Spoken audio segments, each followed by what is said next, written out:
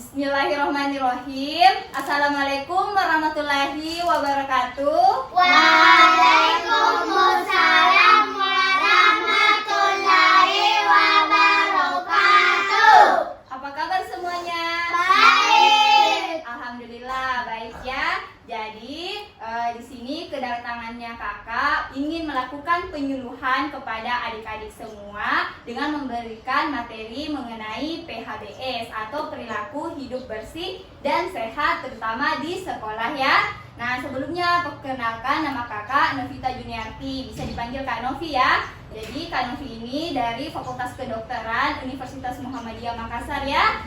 Nah, sebelumnya saya mau tanya nih, adik-adik semua sudah pernah dengar nggak atau ada yang tahu PHBS di sekolah itu apa? Belum. Ya, jadi di sini bisa dilihat apa itu sih PHBS di sekolah. Jadi PHBS di sekolah adalah perilaku atau kebiasaan yang dilakukan oleh adik-adik semua nih, kah? Peserta didik, kemudian juga oleh guru serta orang-orang atau masyarakat di lingkungan sekitar sekolah untuk mencegah penyakit dan meningkatkan kesehatannya. Jadi PHBS di sekolah itu apa?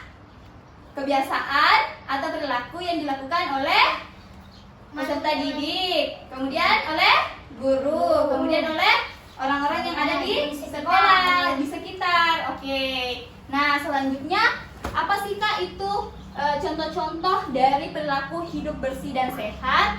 Nah, yang pertama yaitu jajan di kantin sekolah. Jadi misalkan nih adik-adik mau belanja, terus mau makan, nah sebaiknya itu adik-adik belanja di kantin sekolah saja. Kenapa Kak harus di kantin sekolah? Karena biasanya kalau adik-adik nih belanja di luar sekolah kan itu biasa makanannya sudah terkena debu toh. Nah kotoran bakterinya itu dibawa oleh udara kemudian hinggap di makanan sehingga makanannya sudah tidak sehat lagi untuk dikonsumsi kan?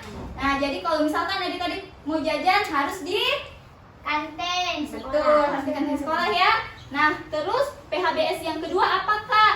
Contohnya ya PHBS yang kedua contohnya yaitu mencuci tangan dengan air mengalir dan menggunakan sabun. Betul. Nah di sini kakak mau ajarkan adik-adik bagaimana sih cara mencuci tangan yang betul. Nah jadi mencuci tangan yang betul itu ada 6 langkah dan juga ada 7 langkah. Nah di sini saya mau ajarkan adik-adik bagaimana cara mencuci tangan 7 langkah. Nah jadi yang pertama kita ambil air mengalir, kita basahi kedua tangan dengan air mengalir, kemudian kita ambil dan gosokkan di kedua tangan seperti ini semuanya ya. Kemudian langkah kedua yang harus kita lakukan adalah gosok-gosok di punggung tangan kanan, kemudian tangan kiri lakukan secara bergantian, kemudian di sela-sela jari ayo lakukan. Nah setelah itu langkah keempat adalah gosok jari tangannya seperti ini, dikunci kemudian digosok. Nah, lakukan pada tangan kanan, kemudian lakukan pada tangan secara bergantian, tangan kiri seperti ini. Ya, kemudian apa langkah kelima? Gosok ibu jari, jadi tangannya seperti ini. Ya, digosok, diputar, kemudian pada tangan kiri gantian.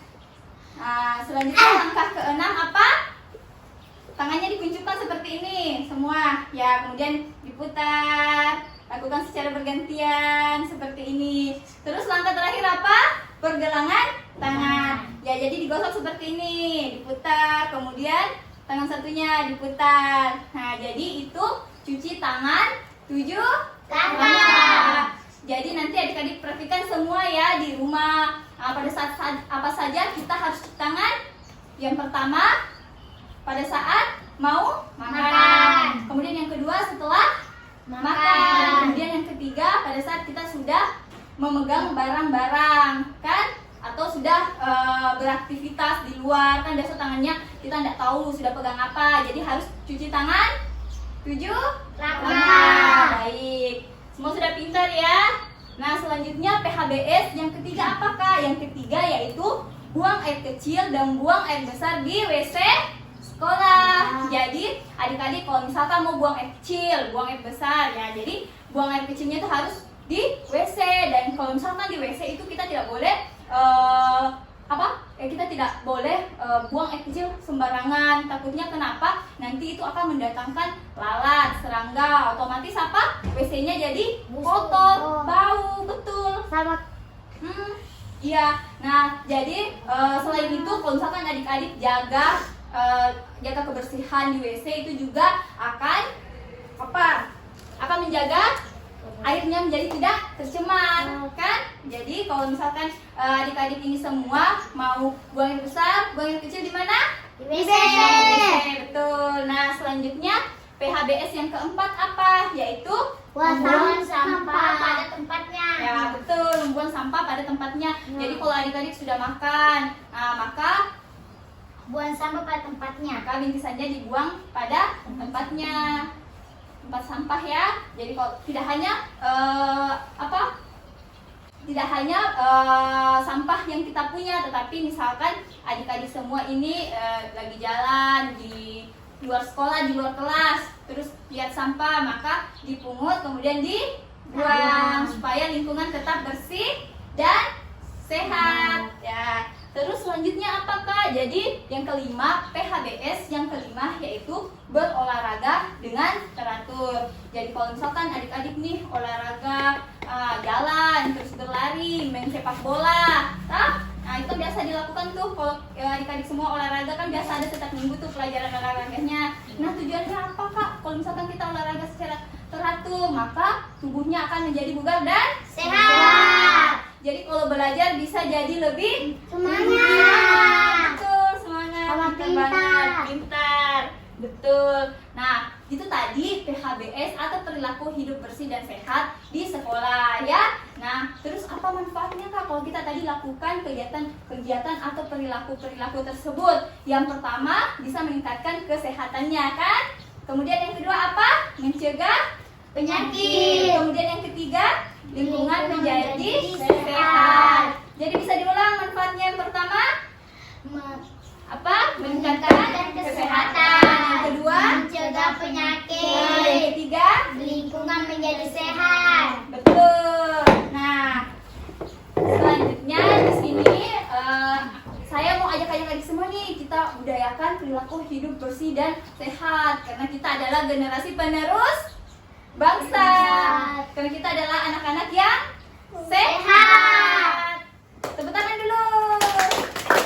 Nah, baik. Itu sekian dari kakak mungkin penjelasan mengenai perilaku hidup bersih dan sehat ya. Nah, selanjutnya di sini saya persilahkan untuk adik-adik semua nih, kalau ada yang bertanyakan mengenai bagaimana sih Kak kita itu hidup perilaku hidup bersih dan sehat.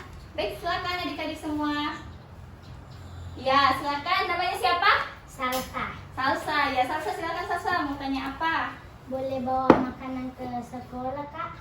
Boleh banget. Kalau misalkan nih adik-adik lebih suka bawa makanan yang dibuatkan sama mamanya, kan? Nah, itu lebih baik lagi. Jadi perilaku hidup bersih dan sehatnya itu lebih bagus lagi daripada jajan-jajan sembarangan. Selain hidup bersih dan sehat, itu juga pasti akan menghemat nih uang jajannya. Jadi uang jajannya itu bisa Tabung. betul. Nah, masih ada yang bertanyakan Salsa? Enggak ada Kak. Sudah tidak ada ya. Selanjutnya masih ada yang bertanya? Tiwi ya? Saya kenal ini Tiwi. Silakan Tiwi. Kalau berpakaian rapi termasuk PHBS nggak Kak? Ya betul. Jadi selain yang tadi kakak sampaikan, yang apa yang dikatakan Tiwi juga itu salah satu contoh perilaku hidup bersih dan sehat. Jadi kalau adik-adik ini berpakaian rapi ke sekolah kan juga ganteng, cantik-cantik kan dilihatnya kalau ke sekolah. Nah, itu Iya, termasuk Kak. perilaku hidup bersih dan sehat ya. Nah, masih ada yang mau ditanya? Sudah tidak ada ya? Ya. Abian Ada. mau tanya apa? Tidak ada. Baik, kalau sudah tidak ada yang ditanyakan, terima kasih kepada adik-adik semua yang sudah meluangkan waktunya kepada kakak untuk bisa menjelaskan, memberitahu kepada adik-adik semua mengenai perilaku hidup bersih dan sehat. Semoga apa yang tadi kakak sampaikan ke adik-adik semua dapat dipraktikkan ya. Ya. Nah, jadi kita harus berperilaku hidup bersih dan Sehat. karena kita adalah generasi penerus Bangsa.